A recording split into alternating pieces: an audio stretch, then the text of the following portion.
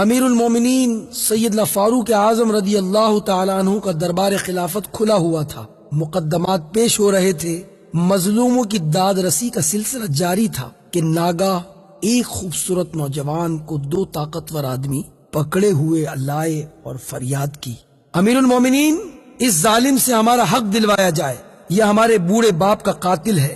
امیر المومنین نے خوبصورت نوجوان کی طرف اشارہ کرتے ہوئے فرمایا، تم صفائی میں جو کچھ کہنا چاہتے ہو کہہ سکتے ہو۔ نوجوان نے بیان دیا، میرا اونٹ ایک باغ میں چلا گیا، باغ کے بوڑھے مالک نے پتھر مار کر میرے اونٹ کی آنکھ پھوڑ دی، مجھے بھی تیش آ گیا اور میں نے پتھر کھینچ کر اسے مارا، میرا ارادہ اس کے قتل کا نہیں تھا لیکن میری شامت سے وہ مر گیا۔ امیر المومنین فاروق اعظم رضی اللہ تعالیٰ عنہ نے فیصلہ صادر کرتے ہوئے فرمایا، چونکہ تم نے اقبال جرم کر لیا اس لیے اسلام کے قانون تعزیرات کے مطابق تم سے قصاص لیا جائے گا اور خون کا بدلہ خون۔ نوجوان نے کہا، اسلام کے قانون اور عدالت کے سامنے میں اپنا سر تسلیم خم کرتا ہوں، لیکن اتنی بات عرض کرنے کی اجازت چاہتا ہوں کہ میرا ایک نابالغ بھائی ہے، باپ نے مرتے وقت اس کے حصے کا سونا میرے حوالے کیا تھا، میں نے اسے ایک ایسی جگہ دفن کر دیا جس کا علم میرے سوا کسی کو نہیں ہے، اگر میں سونا اس کے حوالے نہ کر سکا تو قیامت کے دن میں اپنے باپ کو منہ دکھانے کے قابل نہیں رہوں گا، اس لیے مجھے 3 دن کی مہلت دی جائے، میں اپنے فرض سے سبکدوش ہو کر واپس آ جاؤں گا تو مجھ پر قصاص جاری کر دیجیے گا۔ امیر المومنین نے تھوڑی دیر غور کرنے کے بعد فرمایا، عدالت کے سامنے اپنا ضامن پیش کرو۔ نوجوان نے حاضرین مجلس پر ایک امید بھری نگاہ ڈالی، ساری مجلس میں کوئی بھی اس کا شناسہ نہ تھا، مایوس ہو کر بیٹھ گیا۔ اتنے میں ایک صحابی رسول حضرت ابوذر غفاری رضی اللہ تعالیٰ عنہ کھڑے ہوئے اور آواز دی، امیر المومنین میں اس نوجوان کا ضامن ہوتا ہوں، اسے 3 دن کی مہلت پر رہا کر دیا جائے۔ ایک جلیل القدر صحابی کی ضمانت پر نوجوان کو رہا کر دیا گیا۔ پہلا دن آیا گزر گیا، دوسرا دن گزر گیا، آج تیسرا دن ہے، دربار خلافت کھچا کھچ بھرا ہوا ہے، دونوں مدعی بھی حاضر ہیں، حضرت ابوذر غفاری رضی اللہ تعالیٰ عنہ بھی موجود ہیں، لیکن نوجوان ابھی تک پلٹ کر نہ آیا تھا۔ جوں جوں انتظار کا لمحہ گزرتا جاتا تھا، لوگوں کی تشویش بڑھتی جاتی تھی۔ مدعیوں نے کہا، اے ابوذر ہمارا مجرم کہاں ہے؟ جواب دیا، تیسرے دن کا پورا حصہ جب تک نہ گزر جائے اس کا انتظار کیا جائے، اگر وہ وقت مقررہ پر نہیں آیا تو قصاص کے لیے میری گردن حاضر ہے۔ حضرت ابوذر کے اس جواب پر صحابہ کرام آپ دیدہ ہو گئے اور ان کا اضطراب بڑھ گیا۔ صحابہ نے بڑی لجاجت کے ساتھ ان مدعیوں سے کہا، تم خون بہا قبول کر لو۔ ان مدعیوں نے جواب دیا، ہم اپنے باپ کے قتل کا بدلہ خون ہی چاہتے ہیں۔ امید و پہم کا یہ عالم تھا کہ سامنے سے اڑتا ہوا غبار نظر آیا، گرد ہٹی تو پسینے میں شرابور مجرم نوجوان کھڑا تھا۔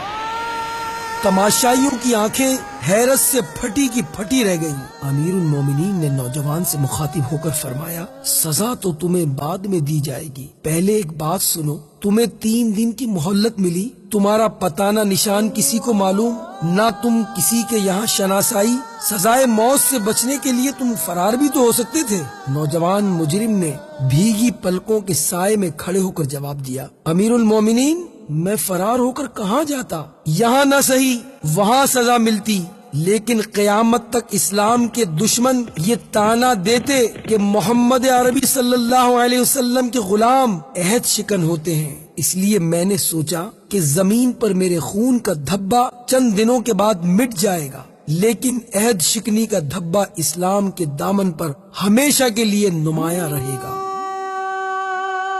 نوجوان کے اس بیان پر لوگوں کے دل بھر آئے، آنکھیں اشک بار ہو گئیں اور اسلام کے اس رقت انگیز محبت پر صحابہ کرام کا پیمانہ لبریز ہو گیا۔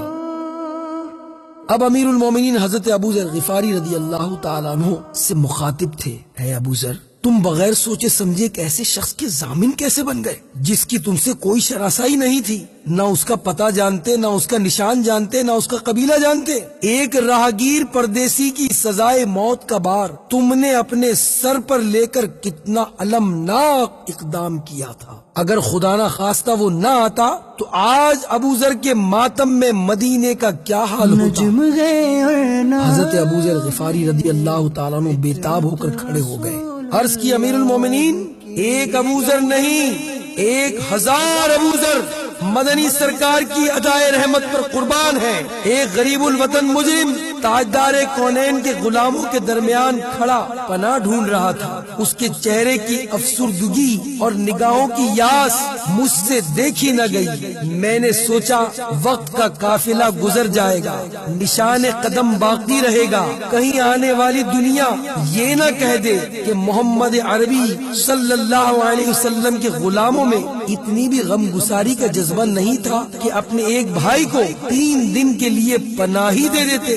امیر المومنین، یہ تانا مدینے کی بھری آبادی میں ایک غریب الوطن مجرم کو کوئی ضامن نہ مل سکا ہمیں مر جانے کے لیے کافی نہ تھا؟